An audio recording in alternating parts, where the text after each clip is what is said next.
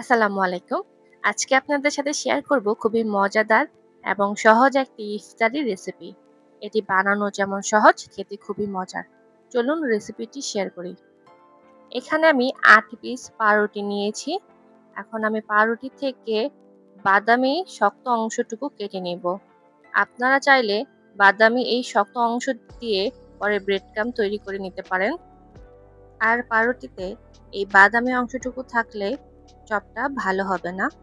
শেপটা ভালো আসবে না, তাই পাউরুটির থেকে এই বাদামি অংশটুকু কেটে নিতে হবে। আমি একে একে ৮টা পাউরুটি থেকেই বাদামি অংশ কেটে নিয়েছি।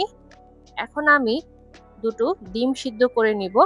তারপর আমি ওই ডিমের থেকে ৪টা টুকরো করে নিব। আমি একে একে দুটো ডিম থেকেই ৪টা করে টুকরো করে নিব। আপনারা আপনাদের পছন্দ মতন টুকরো করে নিতে পারেন।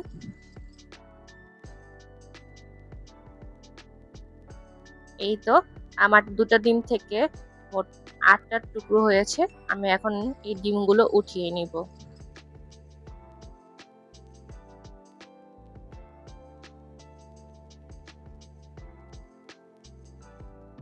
এখন আমি ডিম আর পাউরুটির চপ বানানোর জন্য এখানে পানিতে সামান্য লবণ দিয়ে মিশিয়ে নিব। তারপরে এই পানিতে আমি পাউরুটিটা হালকা ভিজিয়ে ডিম দিয়ে চপের আকারে শেপ দিয়ে নিব।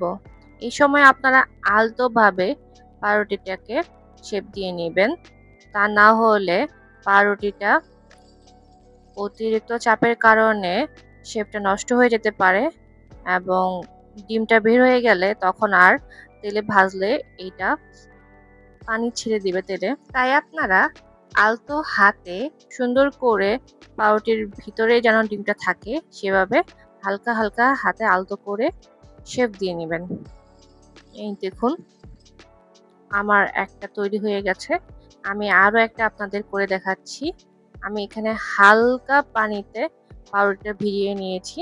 আপনারা বেশি ভিজাবেন না। হালকা পানির সাথে একটু ভিজিয়ে নিবেন। তারপর হাতে সুন্দর চেপে চেপে যদি অতিরিক্ত পানিটা থাকে সেটাও পাউরুটির থেকে হালকা চেপে চেপে বের করে নিবেন। আর পাউরুটির মাঝখানে ডিমটা যেন থাকে আর চারদিকে যেন পাউরুটিটা দিয়ে কাভার হয়ে যায় সেদিকে খেয়াল রাখবেন। আমি আপনাদের আরো একটি দেখিয়ে দিলাম। এরকম করে করে আপনারা সবগুলো পাউরুটিতে শেপ দিয়ে নিবেন। আর এটা বানাতে খুবই সহজ।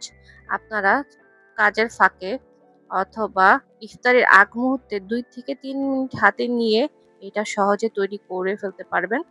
আর এটা করে আপনারা ফ্রিজে রেখে দিয়েও ইফতারের আগ মুহূর্তে সুন্দর তেলে ভেজে পরিবারের সামনে সার্ভ করতে পারবেন। এই তো একে একে আমি পুরো ৮টা বানিয়ে এখন আমি তেলে ভেজে নিব। ভাজার সময় তেলটা গরম করে তারপর তেলে দিবেন। আমি এখানে ১ম এ ৪টি মতন পাউরুটির চপ ভেজে নিব। এটা ভাজতেও বেশি টাইম লাগে না। অল্প টাইমেই এটাকে ভেজে নেওয়া যায়। এই তো একে একে ৪টা পাউরুটির চপই দেওয়া হয়ে গেল। এটা ভেজে নিতে বেশি সময় লাগে না যেহেতু ভিতরের ডিমটা সিদ্ধ করাই ছিল। তাই উপরের অংশটুকু আমি লাল লাল করে ভেজে নিব। দোনো পিঠ ভেজে নিতে ৩ থেকে ৪ মিনিট করে লাগবে। যখন দেখব এটা লাল লাল হয়ে গেছে তখন আমি উঠিয়ে নিব।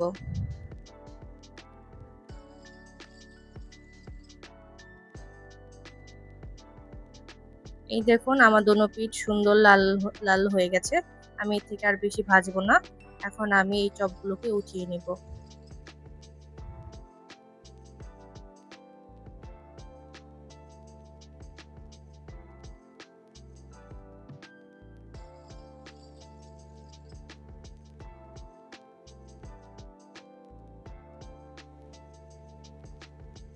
এখন আমি ওই তেলেই বাকি ৪টা চপ ভেজে নিব।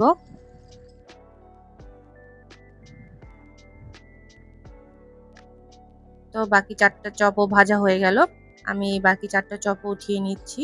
খুবই সহজে এবং খুব কম সময়ে তৈরি হয়ে যায় এই চপটি। তাই আপনারা ইফতারের আগ মুহূর্তেই সহজে এই চপটি তৈরি করে নিতে পারবেন। মাত্র ২ উপকরণেই তৈরি করে নেওয়া যায় এই সহজ রেসিপিটি। এটি বানাতে এক্সট্রা আরও কোনো বেসন বা অন্য কোনো উপাদান লাগে না। আপনারা রোজার মাস ছাড়াও বিকেলের নাস্তায় এই চপটি উপভোগ করতে পারবেন চায়ের সাথে। পরিবারের সবাই খুব পছন্দ করবে। রেসিপিটি ভালো লাগলে লাইক, শেয়ার, কমেন্ট করতে ভুলবেন না। আমাকে জানাবেন কেমন লেগেছে। Thank you for watching.